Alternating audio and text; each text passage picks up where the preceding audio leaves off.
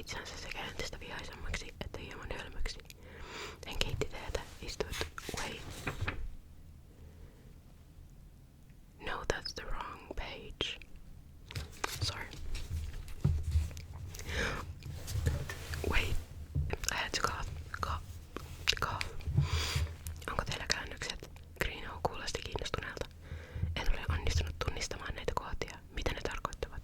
Ross selosti yllättyneenä käännökset, jotka oli saanut Markus Holbrookilta. Greenoin mielestä olisi pitänyt pystyä kääntämään kohdat itsekin. Mistä saitte nuo käännökset? Greeno kysyi. Mitä kieltä ne muuten ovat? En tunnista sitä. Venäjää, Ross vastasi. Eräs henkilö täällä käänsi kohdat minulle. Hän sanoi, että Pajinsal. Hän tavasi sanan kirjaimelta, koska ei osannut ääntää sitä.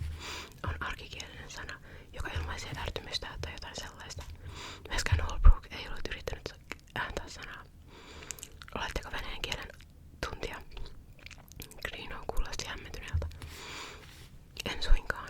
Yritin vain selvittää hieman viimeisiä kysymyksiä. Siksi menin erään toisen henkilön puheelle. Ross ei halunnut Greenoin luulevan, että hän kyseenalaisti tämän ammattitaidon. Vai niin? Greeno sanoi. Mitä teille lienee sanottukin? Tämä ilmaus ei ole venäjää, eikä jukun ole venäjän ihmistä tarkoittava sana. Se ei ole edes venäjää. Sen pitäisi olla selvää jo J-äänteestä. Olen yrittänyt jäljittää sanaa, mutta en ole vielä onnistunut. Ross oli vaiti. Holbrook oli ollut varma asiasta. Ross muisti, miten mies oli vilkaissut ilmausta ja tunnistanut sen heti. Oletteko varma? Hän kysyi hetken kuluttua.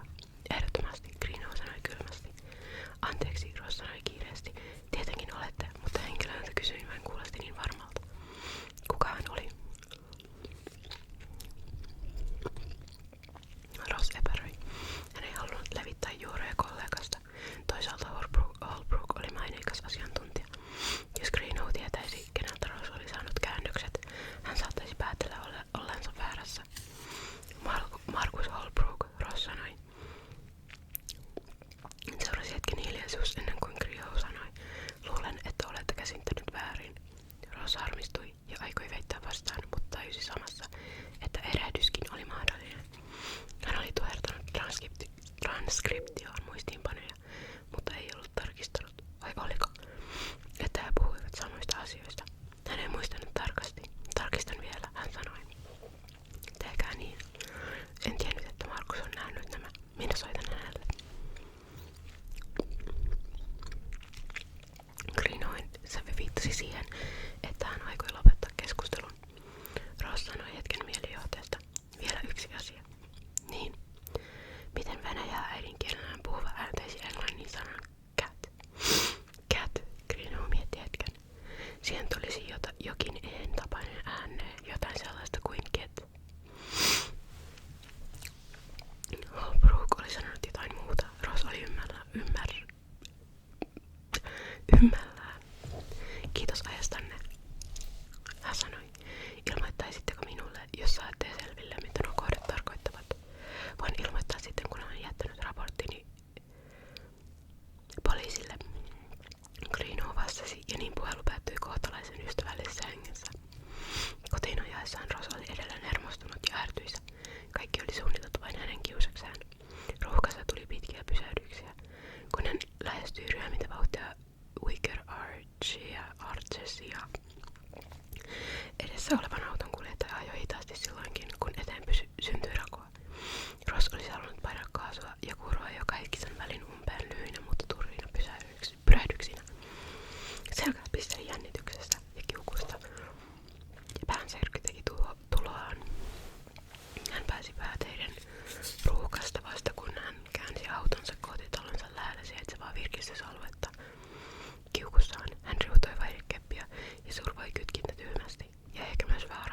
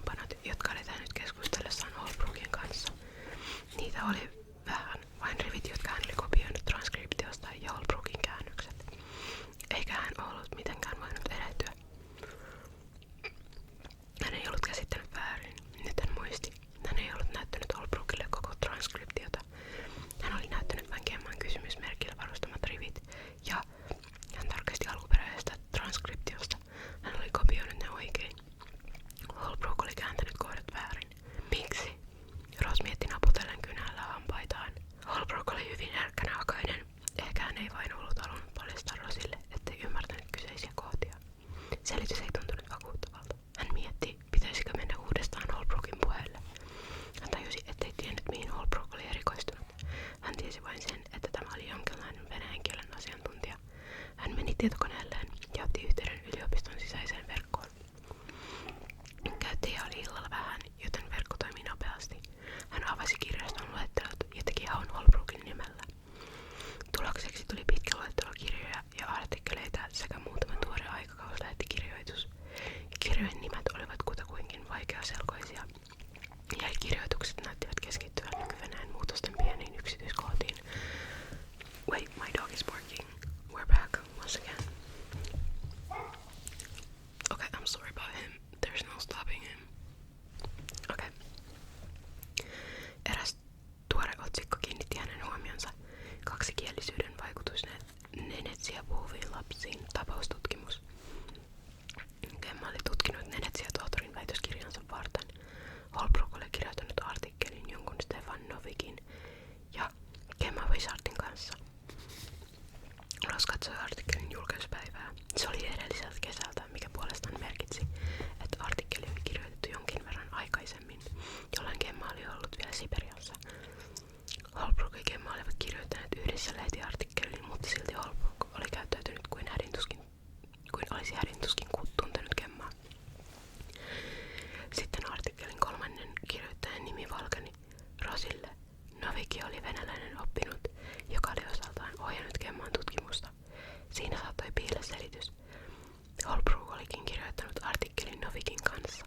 He olivat ehkä käyttäneet joitakin Gemman ideoita ja tutkimustuloksia, minkä vuoksi tämä nimi oli mukana.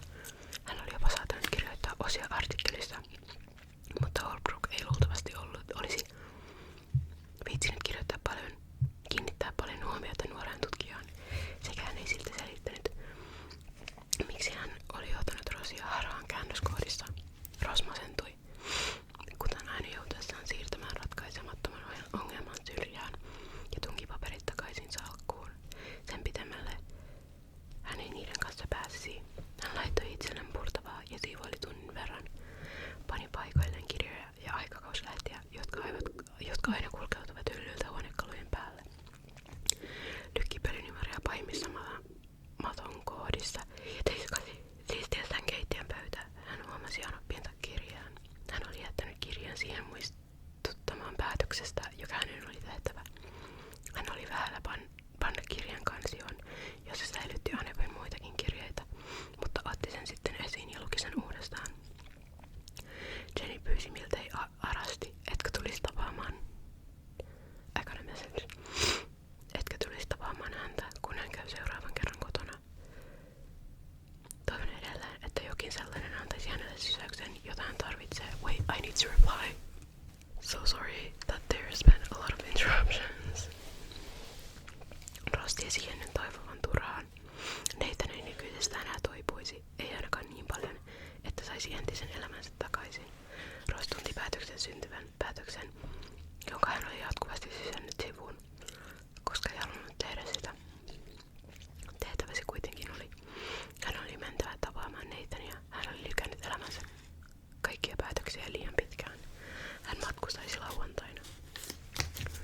Okay, so that's the end of it. That's not the end of the chapter, but the chapters are so long in this book that I'm gonna have to cut it short. I just realized that I don't think, like, the name that I said in English, like The Angels of the Night, I don't think that's the book name in English. I think it has like